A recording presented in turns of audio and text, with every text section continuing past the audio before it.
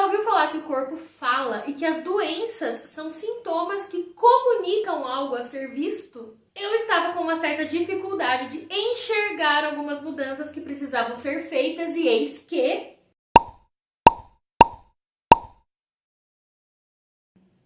E é sobre isso que a gente vai falar hoje. A frase "o corpo fala" é bem conhecida, mas ela é mais conhecida num sentido de que o corpo comunica em questões de expressões, né? Mas o corpo também fala em outros sentidos. E a manifestação de sintomas, de doenças, é um dos tipos de comunicação do corpo. E essa situação específica que eu vou contar, né, sobre essa conjuntivite, na verdade não foi a conjuntivite, foi uma sequência de inflamações que eu fui tendo pelo corpo aí no último, no último mês, faz um tempo já que isso vem acontecendo. No vídeo que eu falei sobre reiki, né, eu sou reikiana, caso você ainda não me conheça, aliás, esqueci de fazer a abertura do canal. Olá, que bom que você voltou! Se você ainda não me conhece, meu nome é Juliane, seja muito bem-vinda, muito bem-vindo ao meu canal. E se você já me conhece, você deve saber que eu sou reikiana, e em um dos vídeos que eu falei sobre reiki, eu falei brevemente, muito por cima, sobre os corpos sutis. Então, tudo aquilo que nos acontece, tudo aquilo que a gente vai somatizando mentalmente, emocionalmente, espiritualmente também, né, para quem acredita, para quem é desse lado de fé, tudo isso vai somatizando e em algum momento chega no nosso corpo físico. Mas antes de chegar no nosso corpo físico, o corpo comunica de outras formas. E aí vai do quanto a pessoa se conhece, do quanto a pessoa está aberta para esse tipo de comunicação e do quanto a pessoa quer enxergar aquilo que está acontecendo, que foi o que aconteceu comigo. Eu tava percebendo ali, olha para isso aqui, isso aqui acontecendo. E eu aqui, ó, não quero ver, não quero olhar. Uma hora esgota, uma hora somatiza e o sintoma chega no nosso corpo físico. Me fez lembrar, inclusive, de umas situações bem específicas, momentos que foram cruciais, assim, para mudança de vida, para mudanças na minha vida.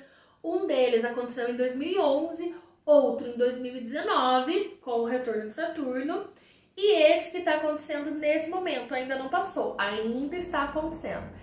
Em 2011, que são os dois que eu vou contar, eu não vou falar nesse aqui, o de 2019, porque eu acho que ele foi um pouco menos crítico. Eu, desde criança, tinha crise de amidalite, absolutamente emocional, assim, é muito claro pra mim os momentos de crise de amidalite, assim, o quanto eu guardava, o quanto eu era uma criança que não me expressava. Eu nem chorava, não era uma criança nem que chorava, eu chorava quando era bebê. Assim, quando eu era criança, eu já achava que era adulta, então eu nunca me permiti ser criança.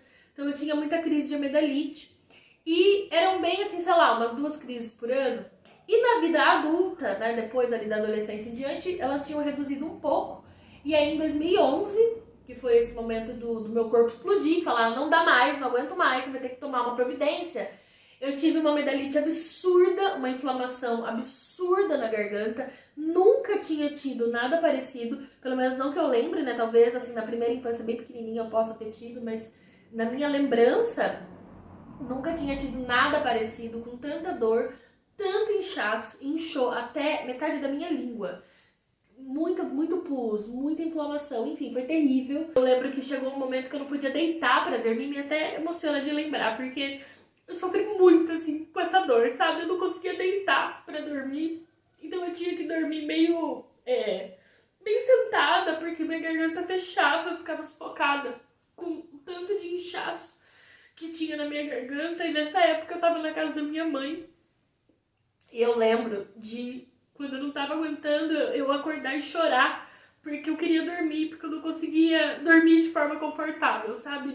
De ter que estar sentada pra dormir. E aí eu voltei no médico e eu não conseguia falar, assim, inchou de uma forma que eu não conseguia falar pro médico o que eu tava sentindo.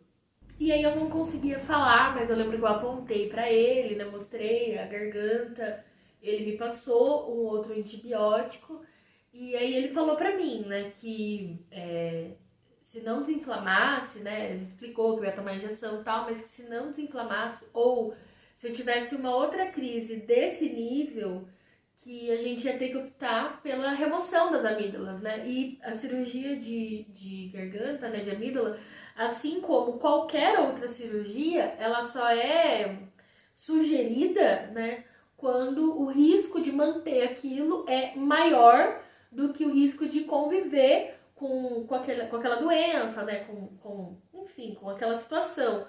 E tanto que quando eu era criança eu nunca fiz a cirurgia de remoção das amígdalas por isso, por esse mesmo motivo. Porque é um filtro e blá blá blá. E aí essa vez eu lembro que ele foi bem incisivo, falou presta atenção, a gente vai passar, a gente vai tomar esse segundo antibiótico que é mais forte e tal, mas se acontecer de novo, né, e se começar a ser recorrente, você vai ter que optar pela remoção das amígdalas para não chegar nessa situação. E esse médico, gente, ele falou um monte de coisas, assim como um psicólogo mesmo, sabe? Eu não vou falar tudo aqui, senão o vídeo vai ficar imenso, mas ele naquele momento, eu tenho certeza, assim, que ele foi muito usado por Deus, né? Na época eu não acreditava nisso, mas hoje eu sei, porque não tem nada a ver ele ter aproveitado ali os meus minutos no PA, né? Passando com ele, eu fui lá só pra pegar o antibiótico, pra pegar o atestado, e não faz sentido nenhum ele ter parado uns minutos pra ficar falando comigo, sendo que eu sequer conseguia responder de tanta dor na garganta, né? De não conseguir falar. Enfim, e dali pra frente, 2011 foi um ano que aconteceu muita coisa e mudou. As coisas mudaram e aos poucos, muito aos poucos, eu consegui ir voltando pra mim. E é tão aos poucos que até hoje eu tô em processo de desconstrução. Não sei se um dia a gente sai, né, do processo de desconstrução, mas eu sei que aos poucos eu consegui fazer as mudanças mais cruciais, aquelas coisas que mais estavam me chateando, né, que mais estavam me fazendo mal, eu consegui resolver já em 2011. E em 2012 eu comecei a terapia com essa psicóloga que eu fiquei aí por muitos anos, não é só agora que eu tô mudando de psicóloga com dor no coração, mas por um motivo muito específico eu escolhi mudar de psicóloga. E foi em 2012 que eu a conheci, então daí em diante eu comecei a cuidar melhor da minha saúde emocional. E atualmente a mesma coisa está acontecendo. Eu, nos últimos meses, vi muita coisa profunda. Na verdade, no último ano, faz um ano mais ou menos, quando eu comecei o meu processo de fé, foi também quando eu comecei nesse processo de uma cura ainda mais profunda do que esse emocional que eu vinha tratando até aqui. E não tem sido fácil. Eu penso que quanto mais a gente se descobre, que quanto mais a gente cutuca, que quanto mais a gente cavuca, mais coisa a gente encontra e não são fáceis, sabe? Assim, é muita ilusão achar que o processo de cura, ele é fácil, né? Já falei sobre isso nesse vídeo sobre relacionamento e não é fácil, mas não é fácil mesmo. Mas é o único caminho, né? Eu muitas vezes escolho dar uma alienada da minha vida. Ai, deixa eu voltar aqui pra minha bolha cor-de-rosa porque eu não tô aguentando lidar com isso daqui. A gente tem essa opção? Tem. Só que no meu caso, essa opção ela é dada por pouco tempo. Porque se eu fico muito tempo dentro da minha bolha cor-de-rosa... Tem uma frase que eu amo muito, que é: a vida não se curva. Mas essa frase é muito bonita, porque é isso. A vida não se curva. Não é a gente que tá no controle. Em nenhuma situação a gente tá no controle. E ou a gente escolhe se curvar diante da vida, abaixar a cabeça e seguir o nosso caminho com as nossas dores, se acolhendo sempre que possível e seguindo. Ou a gente fica pra trás e fica sofrendo e batendo cabeça, porque não é a vida que vai se curvar. A opção é você abaixar sua cabeça pra vida. O contrário não vai acontecer. Se lá a primeira dor de garganta fosse só uma dor de garganta, eu não tinha tido uma sinusite logo depois. Eu não tinha tido uma conjuntivite logo depois, eu não estaria com dor de garganta de novo. É uma somatização de uma questão emocional e pronto, de coisas que eu preciso ver e preciso resolver. Porque às vezes a gente vê, eu já sei as coisas que estão acontecendo, mas já resolvi? Já pus a mão na massa? Já comecei a me programar para resolver as coisas? Enfim, fato é que eu tô num momento de transição bem importante, tal como foi o de 2011, o de 2019, por isso que eu citei esses dois momentos. Eu percebo que é um momento de transição. Por experiência, eu sei que muita coisa vai mudar daqui pra frente, porque 2011 minha vida foi virada de ponta cabeça e tudo mudou. Não era assim, tudo mudou. E depois de 2019, tudo mudou também. Então, eu sei que, de novo, vai ter aí uma reviravolta e tudo vai mudar.